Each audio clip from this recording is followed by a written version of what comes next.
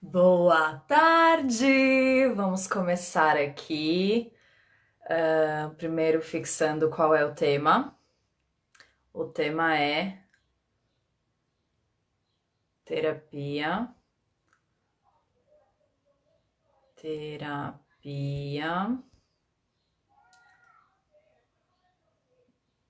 com interação de animais. Vou pôr só interação. Um monte de gente entrando. Boa tarde para todo mundo. Eu vou convidar aqui já a Raquel. Peraí que, gente, eu sou muito lesa para essas coisas, então, por favor, sejam bonzinhos comigo. Fazer uma transmissão ao vivo com Ser com Bicho. Ser com Bicho. Vendo aqui a Raquel. Boa tarde, gente. Boa tarde, Pandora. Boa tarde, todo. Raquel! Olá, Raquel. Boa Ah, tarde. Tudo bem? boa tarde, tudo bem? E você? Tudo bom também. Deixa eu aumentar aqui o som. Pronto, que beleza. E eu que Tá. não consigo mais aqui colocar o assunto de hoje. Vamos falar sobre quais situações. Eu não sei nem mais escrever. Tu tá tentando Situações. fixar? Tô. Mas você não tem noção quanto eu sou lesa para essas coisas de tecnologia. Mas a gente é. Eu sou lesa, mas estou esforçada. Fazer Idem. Não vou nem poder te ajudar muito. interação com os animais. Maravilha, Raquel. Primeiramente, muito obrigada por você ter aceito o meu convite. Muito obrigada a É muito você. incrível. Imagina, muito incrível poder te ter aqui, porque eu acho que tem muitas. Pronto, consegui. Eu acho que tem muitas dúvidas quando a gente fala em interação com os animais, em quais situações, se é dentro de um consultório, num local muito bem estabelecido e controlado, ou se Aham. a gente faz isso com a nossa casa e o psicólogo recomendou que eu tenha um cachorro para resolver minhas questões psicológicas emocionais.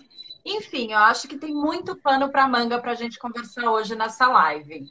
Então, a É. primeira coisa que eu queria é que você se apresentasse, por favor, e que você contasse toda a sua trajetória e como você começou a trabalhar com essa parte animal. Tá. Primeiramente, boa tarde. Boa tarde para todo mundo. Eu queria dizer que é um prazer enorme, porque não sei se essas pessoas que estão acompanhando a gente sabem, mas eu sou, assim, fã número um de Luísa.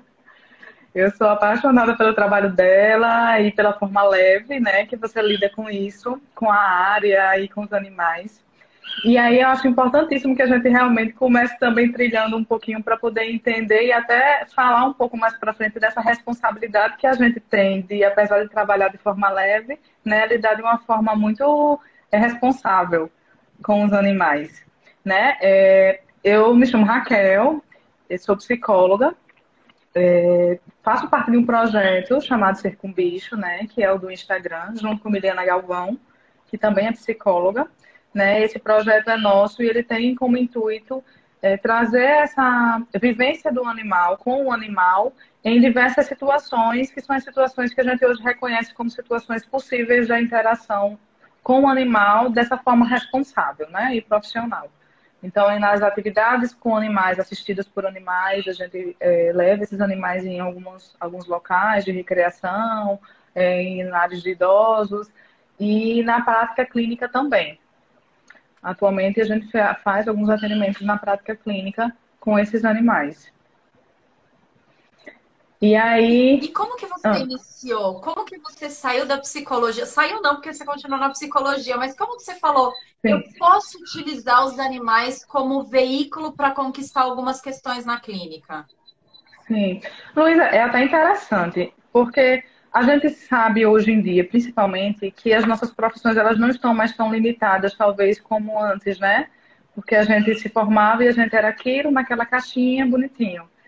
E aí hoje é uma possibilidade que a gente tem de adequar as nossas profissões a coisas que, ou assuntos que são do nosso interesse. E assim, foi maravilhoso, porque eu consegui fazer isso, Miliana conseguiu fazer isso, né? Nós conseguimos de brilhar nossos olhos para o que nós fazemos. Eu sempre acreditei nessa relação, eu sempre fui uma apaixonada por animais, né? Mesmo meus pais não deixando na infância que eu tivesse animais pela responsabilidade que era.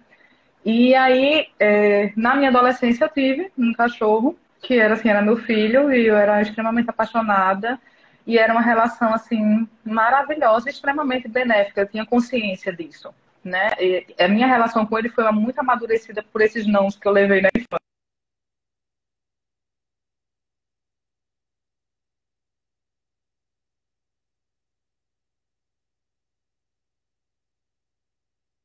Eu acho que estava parando. Tá me Isso é, escutando, estava Lívia? com um delay aqui, mas acho que voltou. É, pronto. E aí, é, diante disso e da minha profissão, né, da psicologia, que eu também amo o que eu faço, foi uma escolha muito acertada profissional, a gente foi buscando possibilidades e interações nas nossas áreas que são naturais, né, que a gente pode dizer assim, de lidar com crianças, adolescentes, adultos. E aí uma das minhas amigas, ela começou a conversar comigo e dizer assim, por que você não fala então desse benefício dos animais com, né, com os humanos, com a gente, em situações. E aí, quando eu busquei, né, eu sou de Natal, do Rio Grande do Norte, aqui a gente nunca tinha ouvido falar, isso era em 2015, não faz nem tanto tempo, né? E aí a gente buscou, eu e Miliana, a gente buscou algumas informações sobre isso, né? Miliana foi minha caloura, então a gente já tinha um certo contato. E aí a gente viu que tinha um mundo no sul, no sudeste, né, principalmente, de cursos, de possibilidades, de aberturas dessa relação, de se pensar sobre essa relação. E aí foi quando a gente começou realmente a investir nisso, né, nosso tempo, nosso coração, dinheiro, para poder buscar a melhor forma de realizar essa atividade com esses animais. É um processo assim, ainda é, né? É uma busca, é constante essa busca, esse processo, busca por lugares, busca por pessoas que também têm essa responsabilidade. E como que foi essa aceitação? Porque é igual você falou, uma coisa é fazer esse tipo de terapia numa região, num eixo onde as coisas acontecem mais rápido, onde a mentalidade é um pouco diferente, como por exemplo São Paulo, o eixo Sim, sul-sudeste. Outra coisa é você sim. falar no Nordeste, onde a visão muitas vezes com esses animais é diferente, claro que está mudando, mas é diferente, a aceitação da terapia, da psicoterapia também é diferente. E daí você sai totalmente dessa caixinha e fala, não, agora eu vou fazer terapia com animais, com intervenção animal. Como que é a aceitação até hoje, em 2020, desse seu trabalho? Então, no começo foi realmente muito complicado, por uma questão de não, ninguém sabe o que é que está acontecendo. É uma doida, uma psicóloga louca, que inventou de enfiar um animal na terapia do meu filho. Eu estou vindo para que essa psicóloga lide com as demandas da minha criança e ela enfia um animal, né, na sessão. E aí a gente precisou pensar muito nesse protocolo inclusive de interação nas atividades assistidas, porque as atividades assistidas elas têm um protocolo mais flexível, porque a gente não tem tanto rigor com relação ao acompanhamento da criança, enfim, do paciente, do cliente, né? Essas atividades elas têm mais intuitos recreativos e de lazer. E aí nesses lugares de recreação, ótimo, maravilhoso. Bichinhos, todo mundo ama, né? Muito tranquilo. E que Mas na locais de clínica, interação são esses? É tipo onde você leva os animais? Como que funciona? sim, a gente tem uma parceria muito, muito legal aqui em Natal com um espaço de cuidado infantil, que é a Vila do Brincar. Então, eles promovem um brincar muito livre, né? E o objetivo deles é muito esse, de focar nesse brincar em contato com a natureza, em contato com recursos lúdicos. E aí existem eventos maiores, né? Em atividades maiores, eles fazem piqueniques, festas, encontros, e aí a gente entra como também um dos parceiros. desses encontros, né? Dessas possibilidades. Aí a gente leva os animais para esses momentos e é maravilhoso. E também é uma possibilidade nossa de poder mostrar o trabalho, de poder falar um pouco da seriedade do trabalho, né? Porque como é lazer, é mais tranquilo até da gente conversar de uma maneira informal. Na clínica, a gente precisou pensar nesse protocolo justamente por isso, para mostrar a seriedade e a importância. No primeiro momento, a minha intenção sempre foi conversar com os pais que eu já tinha, né, um certo tipo de acompanhamento dessas crianças e que talvez em algum momento eu enxergasse essa possibilidade de que o animal ele facilitasse, ele auxiliasse o processo, né? Então, de início, eu faço reunião com os pais, uma sessão com os pais, e aí conto um pouco da minha trajetória, falo um pouco sobre isso, e aí coloco para eles. E aí também deixo para eles trazerem, né? Porque às vezes existe medo com relação ao animal, medo com relação a doenças ou até alergias. Eles têm muito receio de algumas coisas. E aí eu deixo também livre para que eles tragam. Mas assim, no início a aceitação não foi difícil, mas foi muito assim, questionadora, né? O que está acontecendo? Os profissionais da clínica também, assim, de início eu levava um pouquinho da Índia. Então eu levava ele numa caixinha menor. Às vezes eu passava assim despercebido, mas outras vezes as pessoas observavam, né? Que danado é isso. E isso causou um pouco de estranheza no início. Mas hoje em dia é bem mais tranquilo. Mas antes que eu perca o fio da meada, hoje em dia eu tenho um protocolo de confirmar com esses pais e de falar, inclusive, na primeira sessão, né? Pacientes novos, antigos, mas eu falo na sessão com os pais sobre o meu trabalho e se eles têm algum problema, se a criança tem alguma alergia, se a criança tem algum trauma, algum medo, se é possível. E aí a gente vai trabalhando. E quais são esses animais que você costuma trabalhar e da onde eles vêm? Eles são todos seus, emprestados? Como que funciona? Todos meus. Era quase um zoológico na minha casa. Mas nos últimos anos a gente teve algumas perdas, eu e Miliana, inclusive, né? A gente tinha alguns animais, a gente inclusive fez seleção de alguns animais, e aí alguns animais a gente acabou perdendo, né? É um processo natural, mas muito doloroso, né? Porque eles acompanham a gente na vida de uma forma geral. E todos eram meus, ou de Miliana. A gente não tem como até, assim, pegar emprestado. O que acontece em algumas situações é que a gente tem também alguns parceiros, com adestradores, pessoas especialistas em comportamento animal, que fazem essa parceria com a gente em momentos como, por exemplo, na Vila do Brincar, que é o pessoal da Social Dog aqui em Natal. Eles são maravilhosos, são muito preocupados com isso também. Então, a gente realmente, geralmente nessas situações, a gente faz reuniões anteriores, procura saber se existe alguma dificuldade ou não, no que é que a gente precisa fazer para que esse cão ele fique confortável nessa situação, e aí a gente vai trabalhando em conjunto. Mas é muito difícil pegar um animal assim, aleatório e trazer. Eu vou te fazer a pergunta da Carla. A Carla, ela assumiu o meu lugar num solar que tem para idosos aqui em São Paulo, na verdade em Alphaville, que é uma cidade próxima. E eu dizia que eu não fazia interação assistida por animais, eu dizia que eu fazia bagunça assistida por animais. Mas daí ela que assumiu esse posto agora ela é psicóloga também, e ela está perguntando se tem que ter alguma documentação específica, tipo uma liberação governamental, para poder levar os animais em uma clínica de psicologia. Como que iniciou tudo isso, esse protocolo para você levar esses animais para o atendimento na clínica especificamente? Tá. A gente não tem hoje nenhuma lei regulamentada para isso, né? O que a gente tem de muito forte aqui no Brasil é uma lei para cães-guias, né? Mas os cães de serviço e cães de assistência de outras ordens, né, de apoio, de suporte, a gente não tem.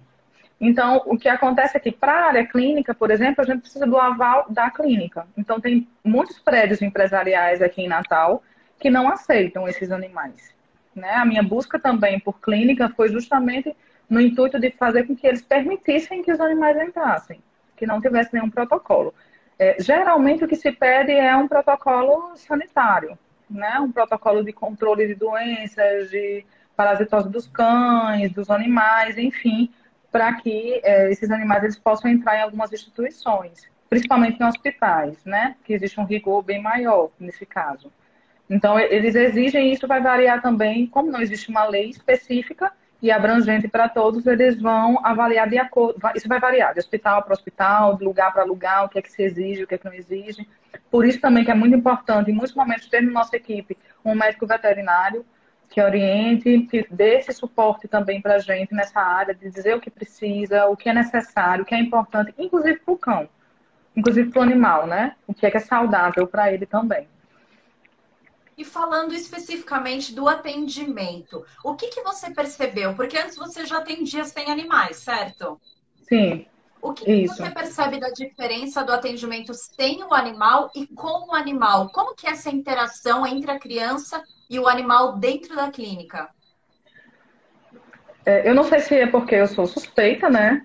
Isso nós somos que gostamos de animal, mas é uma virada de chave pra gente, né? Eu vou fazer uma ressalva de uma live anterior que algumas pessoas perguntaram, mas todo mundo se adapta? Não, tem gente que não gosta de animal, tem gente que não quer, tem gente que sente um receio a ponto de paralisar o processo de terapia.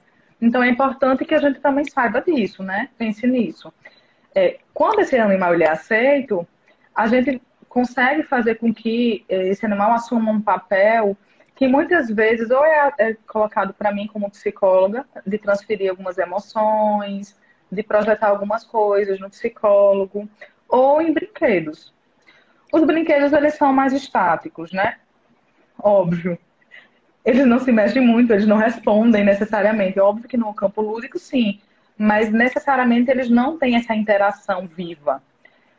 Eu sou adulta com comportamentos sociais que talvez eles já tenham até se programado para poder ler e perceber, né? Inclusive com linguagem corporal. E o animal não. O animal vai surgir como aquele serzinho que é isento de julgamento, que traz amor incondicional, que escuta e não julga, né? Que escuta em silêncio, que acolhe, que brinca sem esse julgamento também dessa leitura corporal, né, e facial de tá legal, não tá? Você tá gostando, não tá? Ele está disposto para aquilo, né? Então, assim, é um campo muito, muito rico ter animais no processo de terapia. Não só para crianças, mas também eu acompanhei alguns processos de luto, inclusive de adultos, em que era muito importante que Joey, que é o meu York, meu cachorrinho, ele estivesse presente. Porque em muitos momentos eu não conseguiria acessar o que aquele paciente, né, gostaria, queria naquele momento, né? Inclusive com relação a lutos de animais, que não são reconhecidos muitas vezes. Né? As pessoas vão besteira, tá chorando por causa de bicho, e não é seu filho? Como assim, né? E aí Joia, ele ficava muito nesse espaço de elaboração e de permissão daquelas emoções ali. Então eu acho que o animal ele tem essa possibilidade assim gigantesca, que é de permitir que a criança ou o paciente ele esteja e seja na terapia de fato, né? Ele esteja presente e que ele possa desfrutar daquilo, da E clínica. tiveram muito bacana. E tiveram duas perguntas aqui que eu vou resumir em uma. O Tá. Shiba perguntou se tem documentação para cães de suporte emocional. E eu já adianto de que não, a Raquel já falou que a única legislação que tem aqui no Brasil é para cães guia. Então, para cães de Isso. suporte emocional não existe documentação, mas o que eu queria te perguntar é, para participar, seja na clínica, seja na Vila do Brincar, os animais, eles passam por algum treinamento? Qual é o pré-requisito para esses animais poderem participar dessa interação? Aham. Sim, pelo amor de Deus, precisam passar. É quase assim um desespero de dizer isso, né? Até uma das coisas que eu lembrei na hora que você me perguntou assim, tem resistência de 2015 para cá? Como foi esse processo? É de que as pessoas acham que é só enfiar um animal lá. E aí a mágica, né, como se tivesse uma mágica, acontece. E é muito, muito complicado lidar com isso, porque muitas vezes, por exemplo, a gente, nossos parceiros, a gente passa essa informação para as pessoas e as pessoas ficam, ah, meu Deus, é porque ela não quer. que as pessoas saibam o que frescura ela está dizendo isso, quanto rigor, que besteira. E a gente que estuda, né, que vai atrás, que sabe, a gente sabe da importância de levar isso a sério, levar isso em consideração. Então, sim, os animais eles precisam ser desensibilizados, então eles precisam entender e compreender alguns sons, cheiros, ruídos, para que ele possa se adaptar àquilo ali. Eles precisam se desensibilizar muitas vezes a talvez um contato um pouquinho mais forte, a uma pegada um pouquinho mais, né, brutinha de algumas crianças pequenininhas, sem que eles reajam de uma forma agressiva. Né? E com relação ao treinamento e um adestramento, é importantíssimo para que a gente entenda e a gente possa elaborar objetivos para aquela sessão, objetivos para aquele processo e acompanhamento. Né? Então, muitas vezes, por exemplo, eu tinha 2 porquinhos da Índia, e aí eu desensibilizei eles. Né? Eu não fiz nenhuma... Na época, eu não fiz nenhuma intervenção maior com relação a adestramento, a comandos para eles, mas eu desensibilizei porque eu entendo que o porquinho da Índia, por ser né, um animalzinho que os predadores eles, né, gostam muito, inclusive aqui no Nordeste o pessoal já encontrou comigo assim, disse, eu assava esse bichinho e tomava com cachaça nas intervenções. Isso é um preá, né? Eu já comi muito de tira-gosto, desespero, né? E aí esses animaizinhos eles são muito reativos, né? Eles têm muito medo. E aí a minha sensibilização era muito nesse intuito, de permitir que eles fossem acarinhados, que passassem a mão nele até ele dormir, que eles pudessem ser escovados. E aí esse processo de sensibilização com os porquinhos ele era um pouco mais intenso. Com o Joey vai depender muito do objetivo da sessão.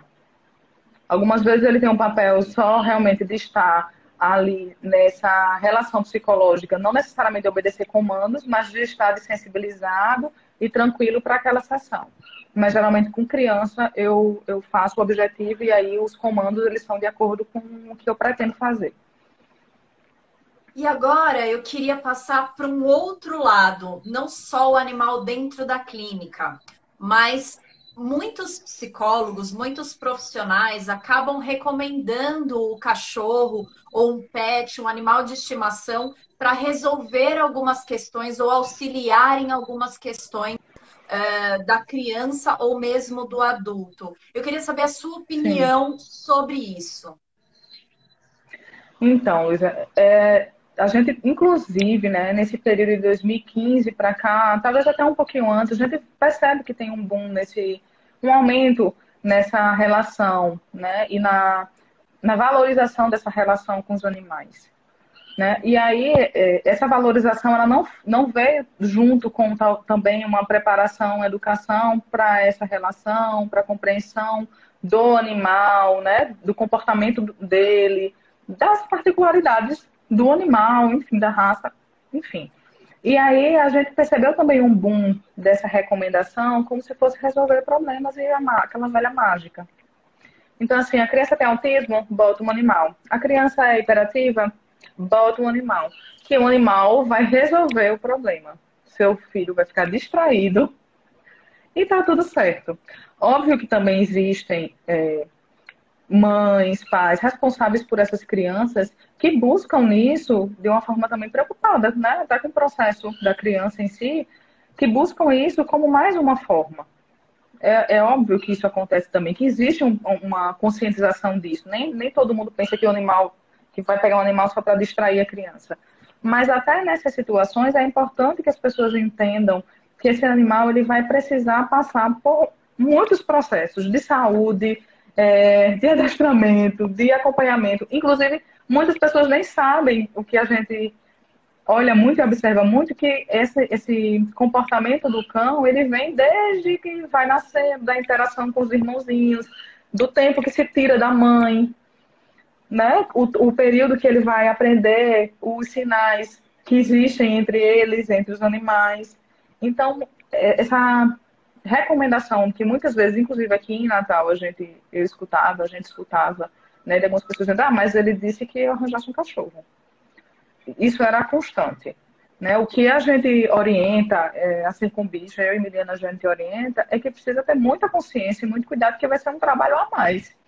Vai ser uma responsabilidade a mais, né? Esse animal ele vai entrar, realmente ele é extremamente benéfico para quem gosta e para quem gosta dessa interação, mas ele é também de caráter de responsabilidade. As pessoas precisam saber que vai precisar cuidar de um outro serzinho.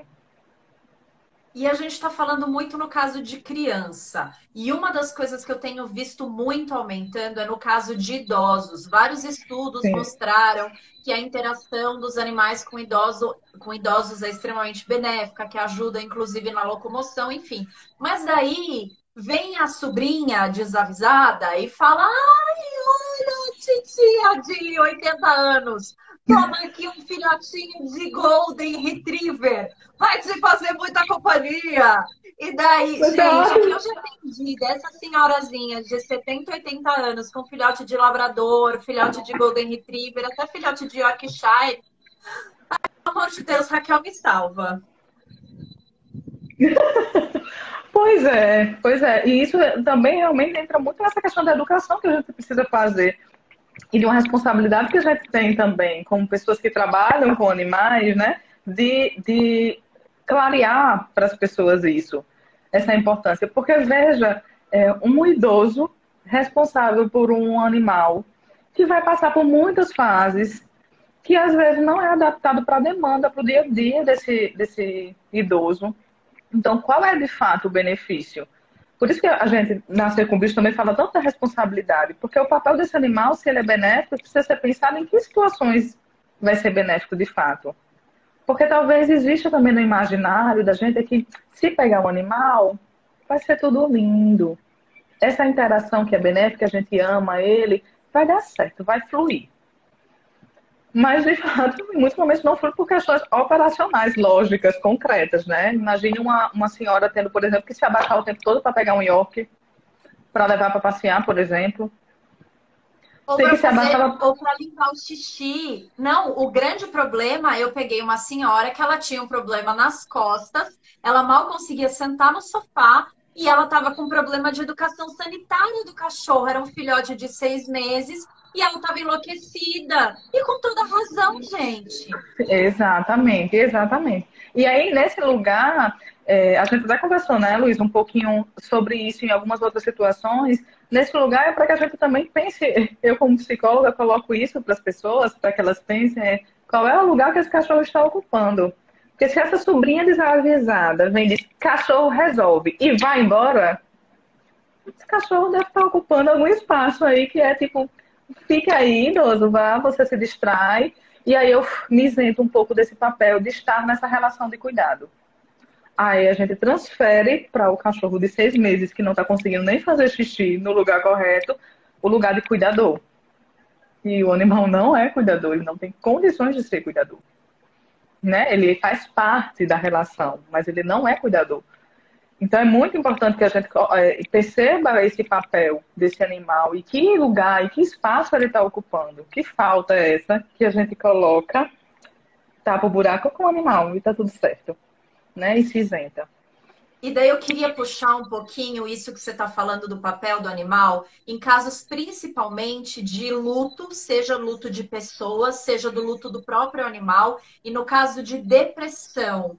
Pessoas que Uhum. estão em processos depressivos, diagnosticados corretamente por profissionais capacitados, e que Sim. muitas vezes recebem a indicação de ter um animal ou buscam um animal de uma certa forma para conseguir lidar com todo esse processo da Uhum. doença ou da perda. Qual a sua opinião sobre isso?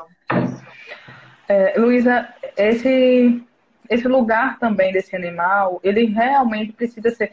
Parece até uma coisa clichê o que a gente fala, né? O que a gente até conversando do lado, precisa ter cuidado, precisa ter responsabilidade, mas de fato se uma pessoa num quadro depressivo, por exemplo, ou com sintomas depressivos, ele vai adquirir um animal, a gente precisa saber exatamente qual vai ser o papel desse animal nesse processo. A gente tem vários estudos, a gente sabe que, por exemplo, o animal ele vai possibilitar que essa pessoa, já tem relatos, inclusive, né, pessoais, que essa pessoa vai conseguir passear com esse animal e aí ela pode interagir socialmente, isso melhora.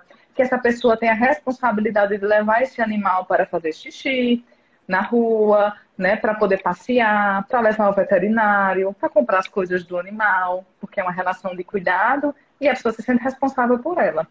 Mas é exatamente nesse lugar de responsabilidade que a gente precisa cuidar. Porque muitas vezes, dependendo do tipo de depressão e do grau dessa depressão, essa pessoa ela não se sente responsável nem por si. Então, como é que a gente vai atribuir para ela também uma responsabilidade maior? Esse movimento precisa ser muito bem pensado entre ela, a pessoa, né? A gente precisa também dar a possibilidade para essa pessoa, não é só dizer, olha, você ganhou aqui, ó, para melhorar a sua depressão, um lindo animal. Mas isso precisa ser conversado com ela, para que ela possa também assumir essa responsabilidade, né? Sustentar essa responsabilidade, saber até onde ela consegue ir. Então, é importante, de fato, a gente sabe que o animal, ele traz alguns aspectos, algumas mudanças fisiológicas que auxiliam na depressão, né? Hormonais, inclusive, que auxiliam na depressão. Que a gente entrar em contato com o animal diminui os níveis de estresse, de cortisol, e que aí a gente vai aumentar os níveis dos hormônios que são bons, que trazem essa sensação de prazer, aumenta a ocitocina. A gente tem essas informações. Mas a gente precisa pensar também que o animal, novamente, ele não vai poder ocupar um papel central de responsável por todo o processo de cura de um paciente. Né? Ele não vai ter como também se sentir responsabilizado por isso. Até porque muitas situações a gente também percebe que o animal ele vai sofrer se ele ocupa esse lugar. Né? Você vai me dizer melhor com mais propriedade, inclusive, isso. Sem dúvida, a gente vê demais, né? O quanto a gente coloca de expectativa nesse animal, o quanto a gente coloca de expectativa na relação, e quando há frustração, a gente não sabe o que fazer, e daí começam os problemas, porque eu enxergo o animal como eu gostaria que ele fosse, não como ele realmente é. E falando nisso, eu queria muito falar sobre esse local que os cães estão sendo colocados agora, de bebês peludos, de filhos, casais que escolhem não ter filhos ou não podem ter filhos por algum motivo Uhum, e acabam uhum, adotando ou adquirindo um animal para preencher esse local de maternidade. uhum. Isso é uma prática que não acontece só aqui, né? A gente já vê em outros países, em outros lugares que existe esse lugar, né? E muitas vezes a gente precisa realmente também observar se o cachorro, se o animal ele está ocupando o lugar de filho ou se o cachorro está ocupando o lugar de uma dinâmica familiar que é pedida ou que vem, né? Que é necessária. Então, em situações, por exemplo, que esse animal vai ocupar um lugar de um filho, existem várias também situações. Esse animal, esse cachorro, por exemplo, que é o mais comum, ocupou esse lugar pela perda de um filho, por não poder ter esse filho, né? Em algumas situações isso é saudável, porque o animal ele vai trazer essa possibilidade de segurança, de compreensão, né? De carinho, da ausência de julgamento que a gente tem socialmente, né? Dessas pessoas que não obedecem a esse padrão familiar de ter o filho, de ter que ter filho, de ter que estar casado. Então é importante que a gente vá percebendo esses lugares. Muitas vezes, de fato, colocar um animal num lugar de criança traz prejuízos para a criança, traz prejuízos para o animal e traz prejuízos, porque o animal já traz uma criança, né? Traz prejuízos para esses adultos. Porque esses adultos eles não vão conseguir muitas vezes elaborar essa falta, esse luto, essa perda, essa ausência.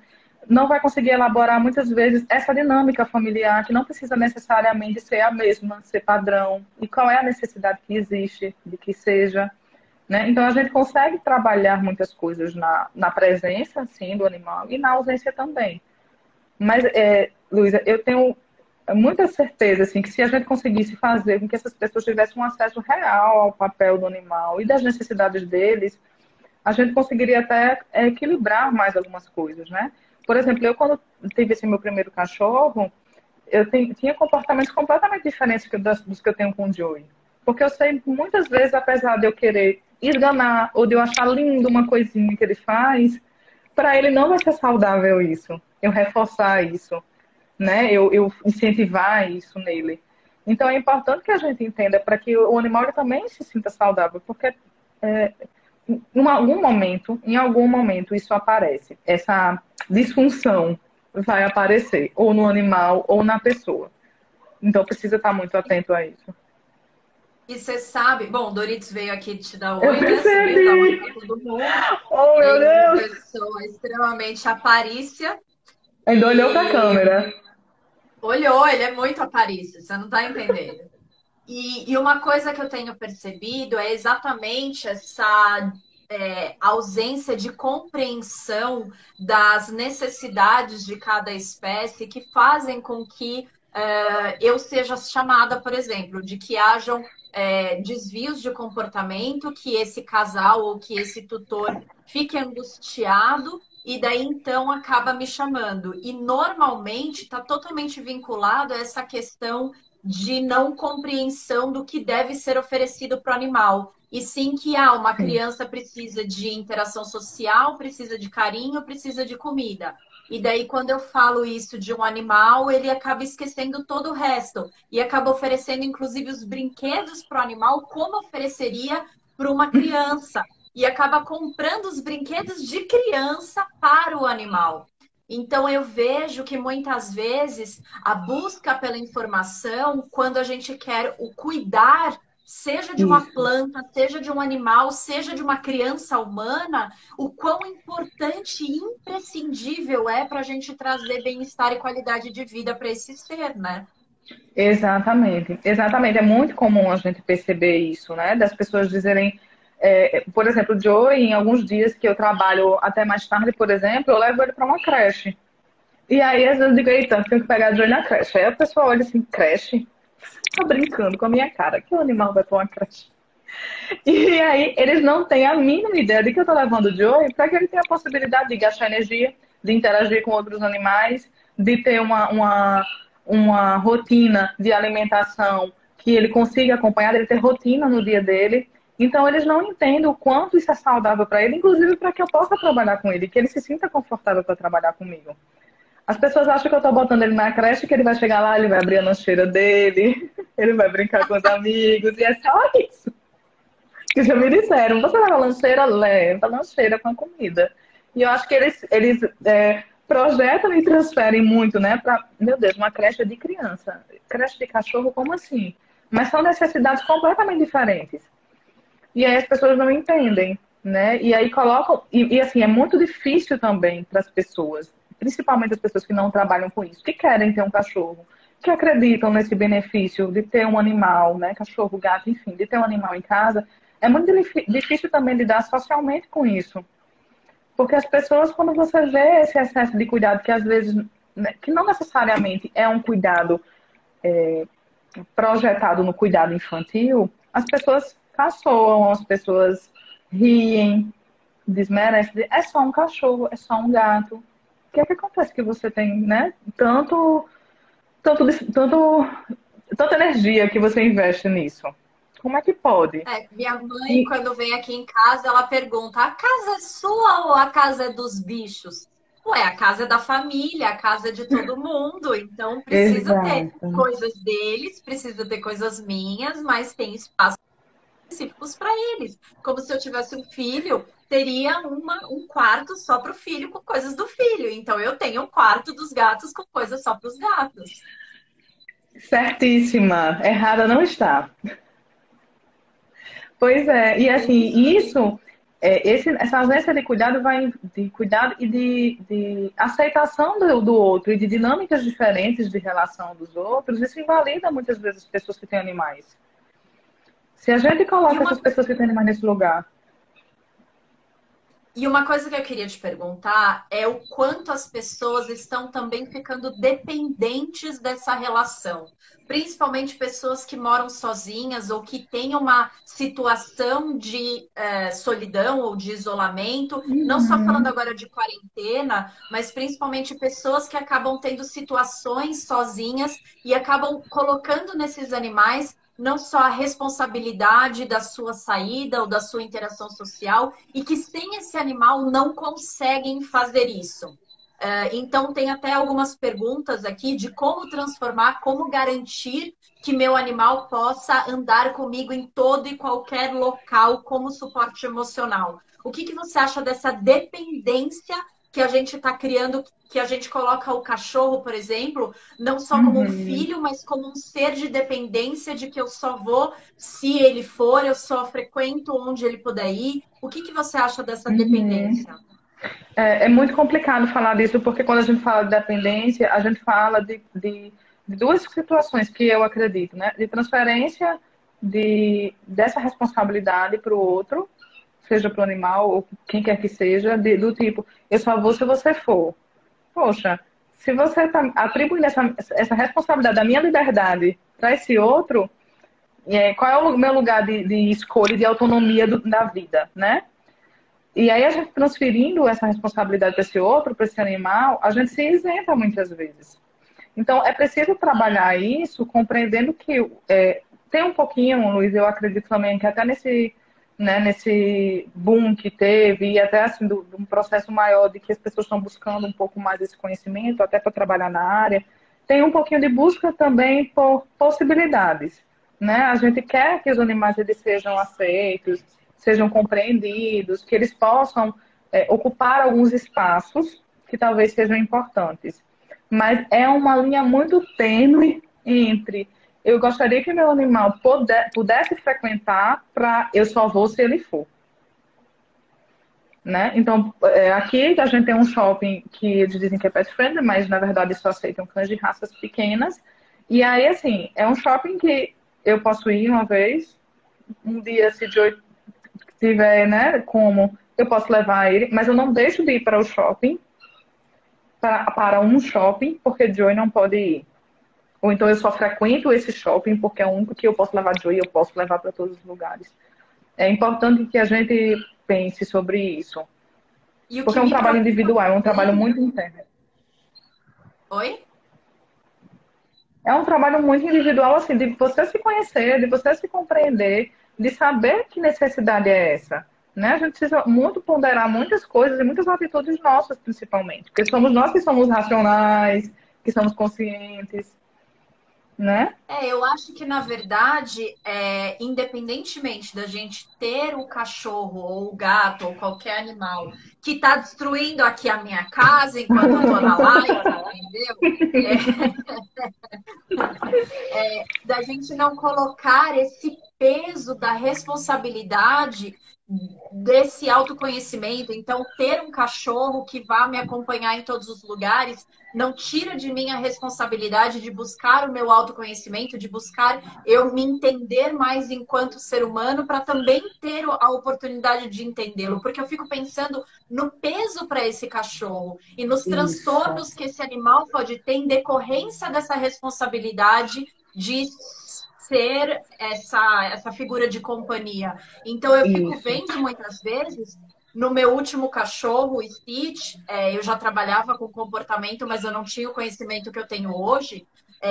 Eu criei nele uma dependência. Então, eu criei nele o chamado síndrome de ansiedade por separação, onde eu viajava, onde eu fazia coisas e ele simplesmente quase morria porque eu criei nele a dependência, porque eu só frequentava locais onde ele frequentava, onde ele podia Uhum. ir, por aí ia. Então, houve um peso tão grande para ele que hoje, quando eu resolvi pegar a Aurora, depois de 2 anos da morte do Stitch, a minha intenção foi, claro, eu vou levá-la para todos os lugares, eu vou para os Estados Unidos, ela vai comigo, eu vou para não sei onde, ela vai Aham. comigo, mas eu vou ensiná-la a ficar bem sozinha, a ficar bem na caminha dela, que ela não dependa dessa relação, desse apego comigo, porque não só eu vou sofrer na ausência dela, mas principalmente ela só vai conseguir sobreviver na minha presença. E eu Isso. muitas vezes vou ter um convite para ir para um cinema, eu vou ter um convite para ir, sei lá, ou eu vou precisar ir, sei lá, para um hospital fazer alguma coisa e eu vou ficar razoavelmente bem, mas e ela? Ela depende Exato. 200% de mim. Então eu acho que Exato. esse peso para o animal de ser responsável pelo bem-estar de um ser humano é muito grande para o próprio animal.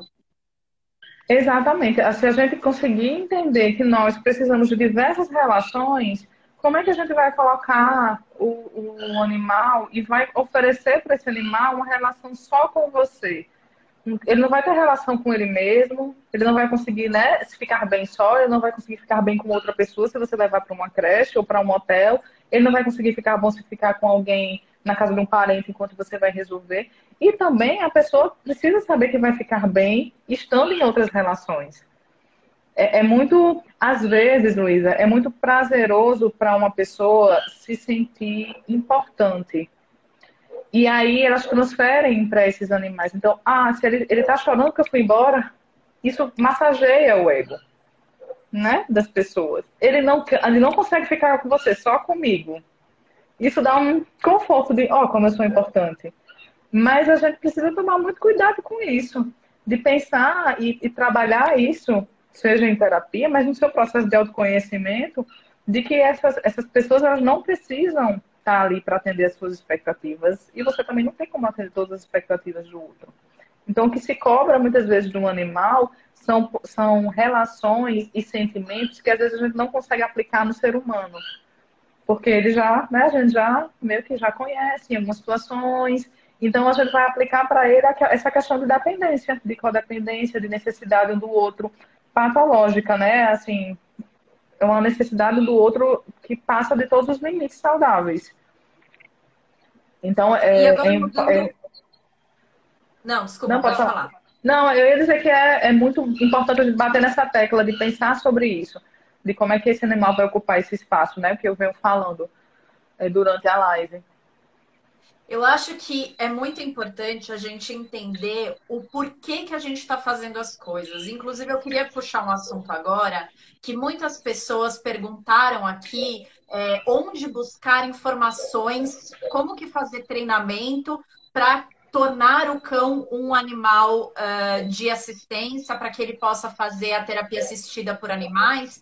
Mas daí a minha pergunta, além de você responder essa pergunta que foi feita, eu faço mais uma pergunta, que é como entender qual é a necessidade do humano de levar os animais para fazerem esse tipo de trabalho? O que eu quero dizer é uma vontade, uma característica do animal e uma interação social, um enriquecimento ambiental para fazer essa interação social, ou é uma necessidade minha de falar, olha, eu tenho um cão aqui que ele faz terapia, então como compreender, como a pessoa compreender o que leva ela a querer que o seu cão seja participe dessa interação assistida por animais?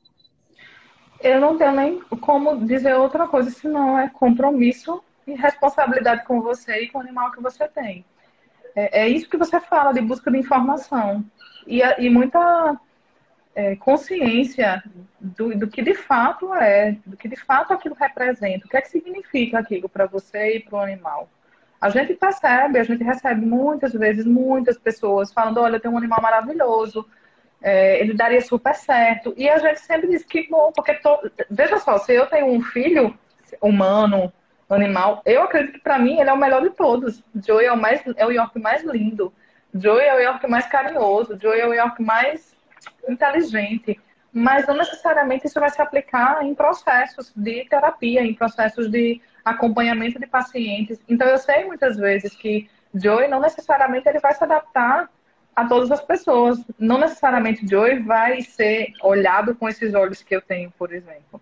Então acontece, também já ouvi relatos, acontece muitas vezes do tutor, né, do responsável pelo animal se chatear porque ele não teve muita interação, porque as pessoas não interagiram muito com ele, e sim com outro animal. E aí a pessoa se chateia de como assim? Meu animal é maravilhoso, é perfeito, e as pessoas não quiseram?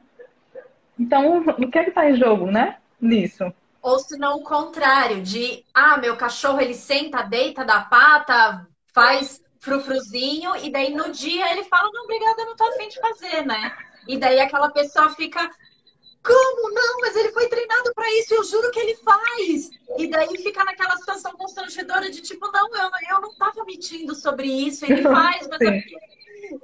aí vai arranjando desculpa do porquê que ele não tá querendo interagir naquele momento daquela forma com aquela pessoa.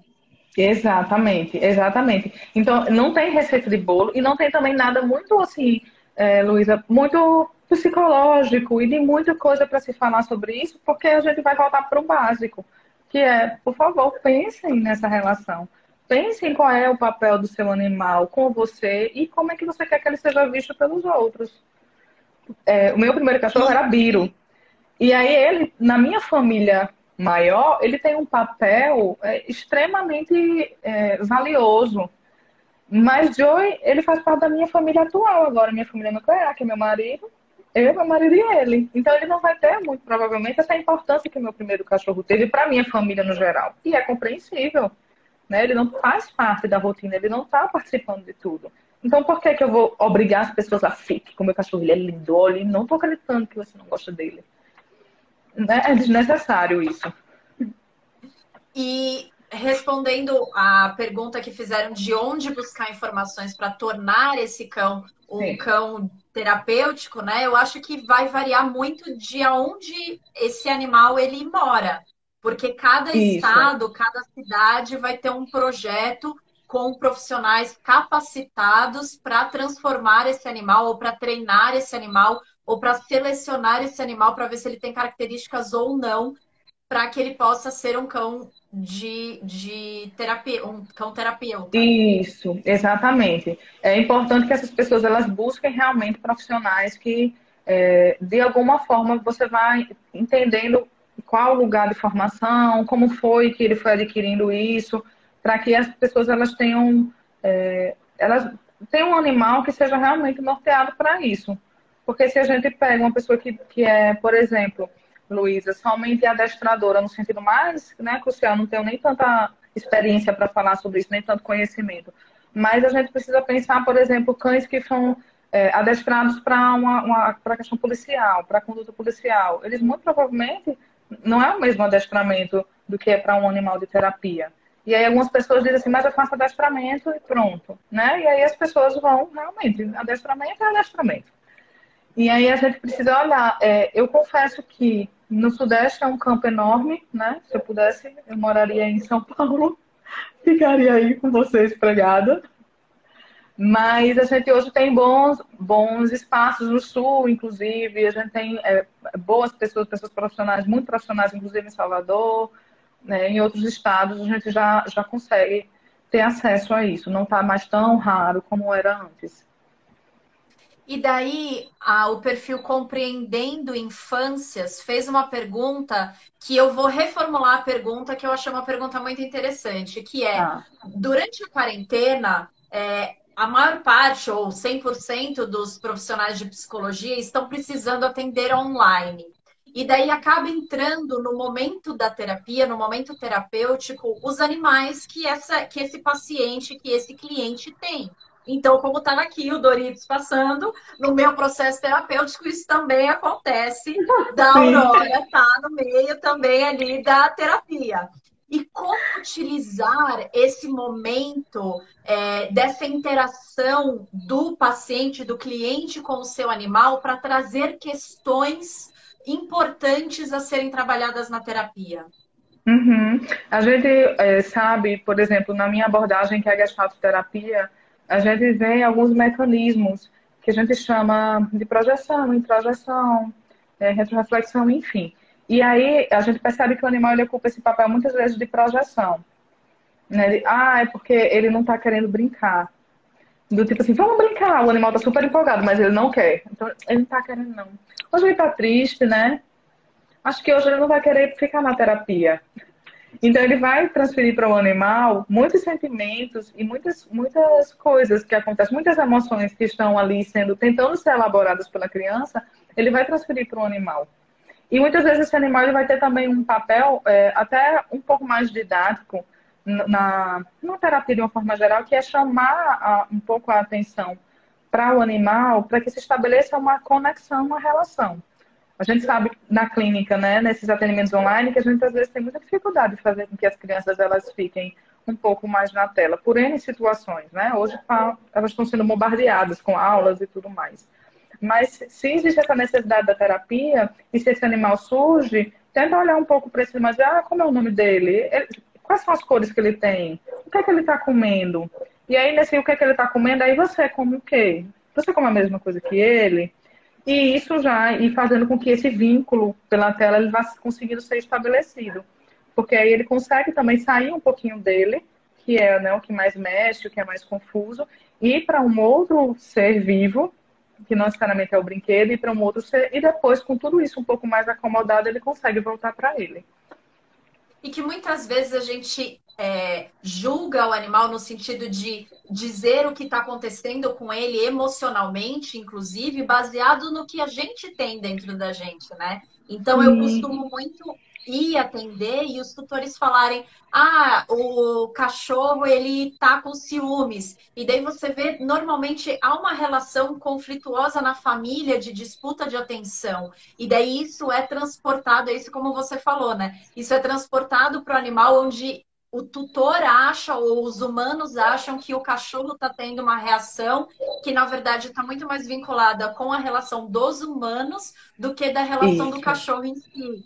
Então, por exemplo, eu fui isso. atender uma casa onde a tutora falava que o cachorro não tinha limites. Então, a reclamação dela era: ah, esse cachorro não tem limite, não adianta o que eu fale, esse cachorro não tem limite. E daí eu ia ver durante a consulta, ela não conseguia dar limite para os filhos, mas em nenhum momento ela falou que os filhos não tinham limite. Ela falou que o problema do cachorro era porque o cachorro não tinha limites.